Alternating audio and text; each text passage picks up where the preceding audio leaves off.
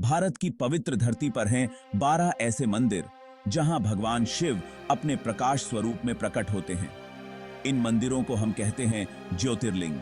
ये मंदिर न सिर्फ हमारे देश का ज्ञान और आध्यात्मिक विरासत हैं, इस नए सीरीज में हम आपको ले चलेंगे भारत के उन 12 ज्योतिर्लिंगों की यात्रा पर।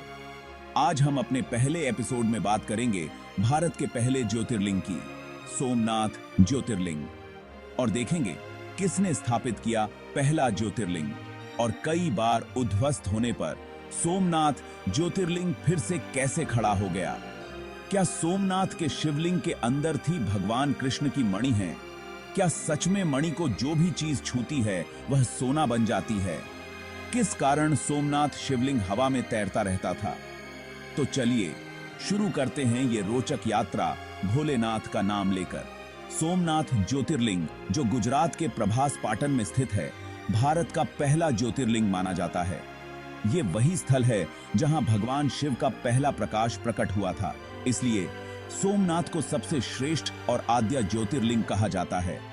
इस ज्योतिर्लिंग का इतिहास शिव पुराण में वर्णन किया गया है।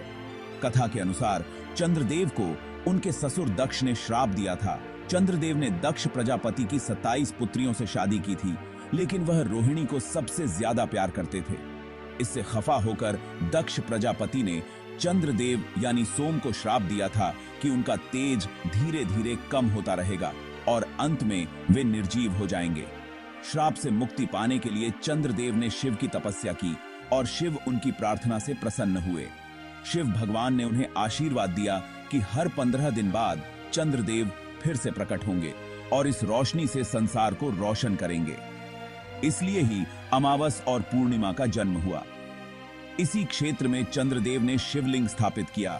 चंद्रमा को सोम नाम से भी जाना जाता है, इसीलिए चंद्रदेव से स्थापित शिवलिंग सोमनाथ ज्योतिर्लिंग कहलाया। ऐसे चंद्रदेव ने सोमनाथ शिवलिंग की स्थापना की।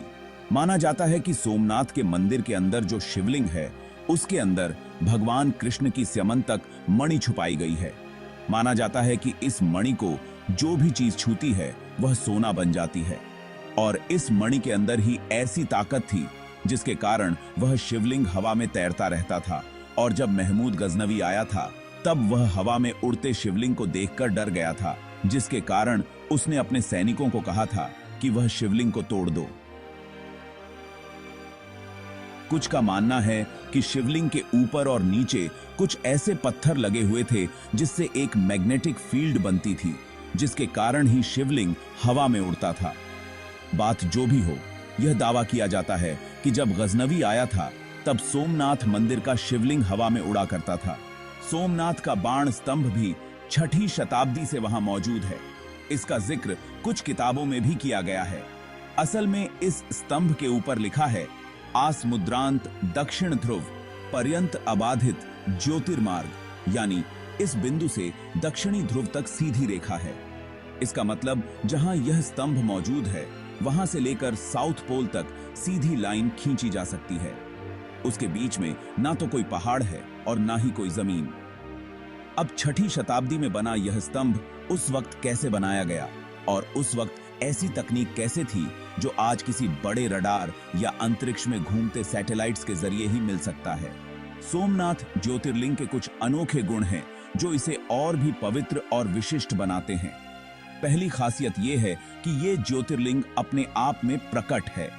ये कहते हैं कि यहाँ भगवान शिव अपने प्रकाश रूप में स्वयं स्थित हैं और उन्हें मनोकामना पूरी करने वाला कहते हैं। इस ज्योतिर्लिंग का एक और विशेष रूप है इस मंदिर का इतिहास। सोमनाथ मंदिर को कई बार उद्ध्वस्त किया गया, लेकिन शिव भक्तों की आस्था और उनकी शक्ति के बल पर यह हर बार पुनः निर्माण हुआ। यह दर्शाता है कि शिव का अस्तित्व कभी मिटाया नहीं जा सकता। यह शाश्वत है, अमर है। हर साल यहाँ हजारों भक्त शिव का आशीर्वाद लेने आते हैं। कहा जाता है कि सोमनाथ के दर्शन से इंसान के जीवन के सारे कष्ट और पाप दूर हो जाते हैं और उसके मन को अनंत शांति मिलती है। तो दोस्तों, ये था भारत का पहला ज्योतिर्लिंग, सोमनाथ के रूप में शिव भगवान की महिमा का अनुभव। हर एपिसोड में हम एक ज्योतिर्लिंग की कहानी, उसका इतिहास और उसकी अनोखी खूबियों को एक्सप्लोर करेंगे। अगले एपिसोड में हम आपको ले चलेंगे भारत के दूसरे ज्योतिर्लिंग की यात्रा पर, जो है मल्लिकार्जुन ज्योतिर्लिंग।